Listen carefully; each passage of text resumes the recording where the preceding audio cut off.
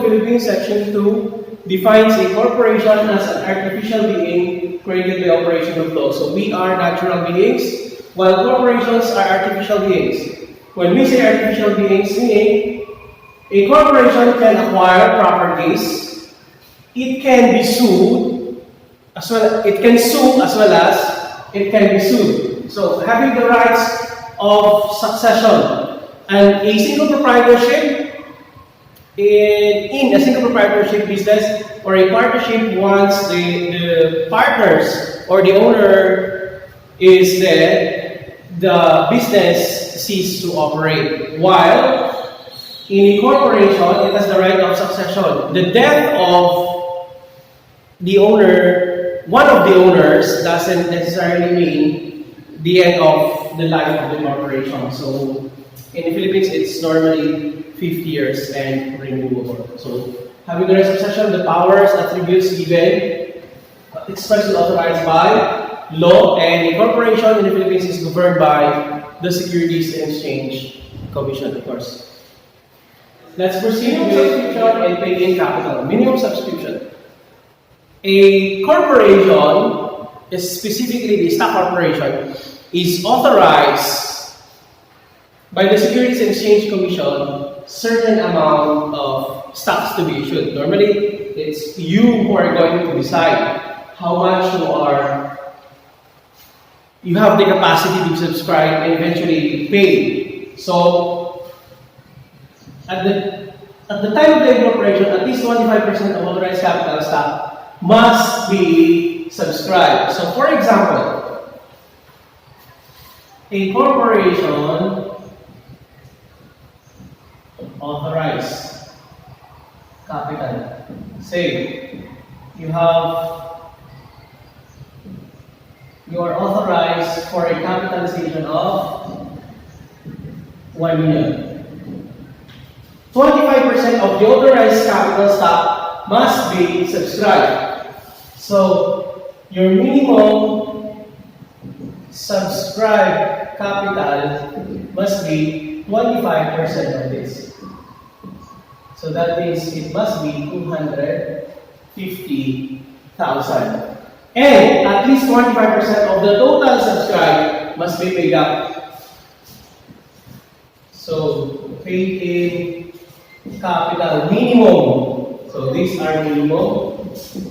These are minimum. So if your minimum subscribed capital stock is 250,000, your paid-in capital must also be times 25% of this.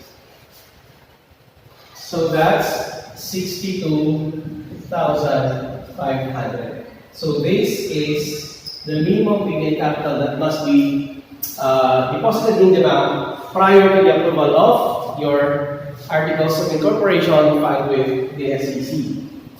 So under no circumstances that your paid-in capital must be less than 5,000. So for example, you decided to start a very small company and your authorized capital stock is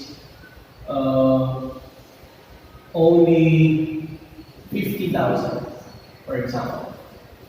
So if your authorized capital stock is 50,000, your subscribe must be at least 25%. So 25% is 12,500. Again, if you take the minimum paid-in capital rule of 25%, so you will be paying only 25% of 12,500, which is 3,125. Supposedly it's 3,125.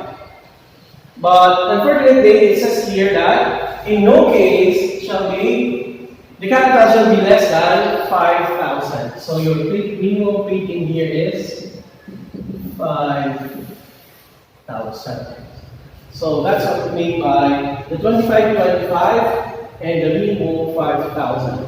25% of authorized is the minimum subscribed. 25% of paid-in is the minimum paid-up capital, and under no circumstance it is lower than 5,000. Journal entries for recording corporate transactions. Covenita Corporation is authorized to issue 1 million ordinary shares divided into 10,000 shares. So with a par value of 100 or 1 million divided by 10,000. Covenita issued 2,000 for cash at par. So this is the authorized. We don't do journal entries for that. We only do journal entries for the issuance of the shares. So we issued 2,000 at par. Par value is the amount stated in the articles of incorporation as well as in the stock certificate. That's the minimum amount that this stock will be subscribed and paid. So if it was issued at par, that means it was issued for 100 per share. So what would be our journal entry for that? For number 1, so of course we receive cash. So debit cash. We receive how much? 2,000 at 100. So we receive 200,000 pesos. And our entry is an equity account.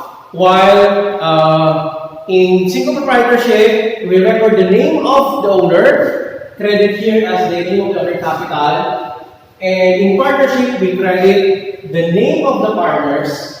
In incorporation, we credit ordinary shares. Capital stock, if you only have one type of capital and type of stock, and you record it as ordinary shares if you have two types of shares. Ordinary shares, 200,000 pesos. So this is your capital account, ordinary shares. You issued 2,000 cash for 100. So entry number 1, debit cash, credit, ordinary shares. Let's assume further that the above was issued for 120. So that means 1 and 2 are two different assumptions. Number 1, we assume it at 2,000. Let's assume that the share is issued at 120. So number 2, we receive cash 2,000 at this time 120. Therefore, we receive cash of 240,000. We record cash, of course, for the exact amount we receive. Then, credit ordinary shares.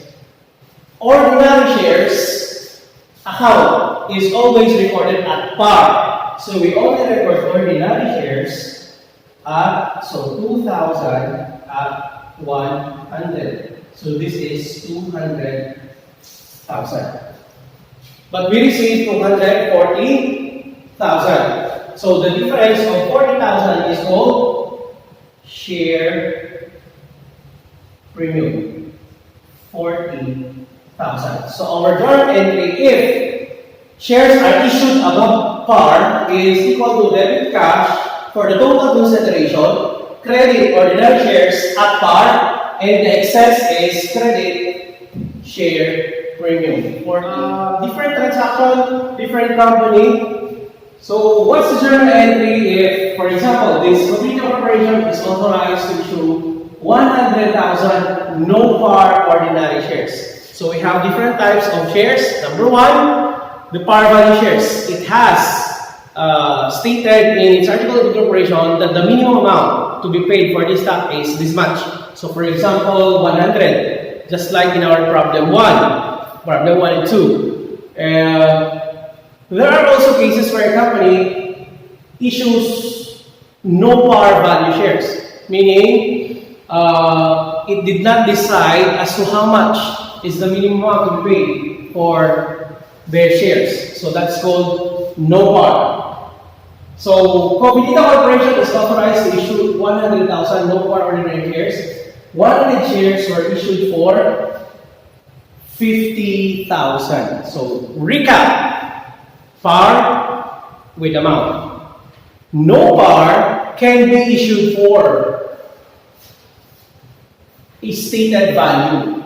So although it has no par, value in its articles and its stock certificate, but the company can decide its stated value. So the stated value serves as the same way as par. So we have two problems here.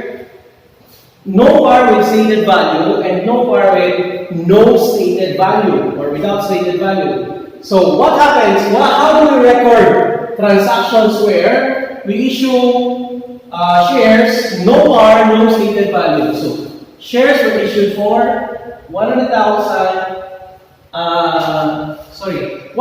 shares was issued for 50,000. So our entry for number 3 is no stated. This is called number 3. No par, no stated value. No par and no stated value. No par value, no stated value. So if we receive 100,000, if we receive 50,000, so that's debit cash, 50,000 and credit ordinary shares, 50,000. If it's no par, no stated value, the whole amount becomes part of the paid-in capital. So ordinary becomes part of the ordinary shares. Case 4. Case 4 is no par, but with stated value. If it has stated value, the stated value serves like the par value. So debit cash for the whole amount received, 50,000. Ordinary shares. Ordinary shares will be recorded at the stated value. So 1,000 shares we should have 10. So ordinary shares will be 10,000. And the difference again is called share premium, 40,000. Case 5. Covenita Corporation is authorized to issue 1 million ordinary shares divided into 10,000 shares. So you have par value 100. Covenita issued 2,000. So this time the issuance is in exchange for non-cash. So if we issue our stocks for non-cash considerations, we record the transaction at the fair value of the asset received. So please watch out for the part 2 of this, because we will have we will be discussing transactions involving issuance for non-cash considerations with different values given. So watch out for the part 2 of this video. As I've said, when we issue cash, we record it at the fair value of the asset received. So this time we receive a machinery. So we receive machinery. So debit machinery for 250,000. Again, ordinary shares are always at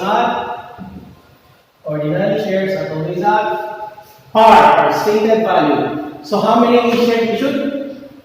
2,000. So this is 2,000 at par, 100. So this is 200,000. So again, we issued our shares more than the par, so that is called share premium, which is the excess of 50,000. So that's our solution for number 5. Thank you for watching. Please watch out for the continuation of our discussion, Accounting for Corporation Part 2. God bless.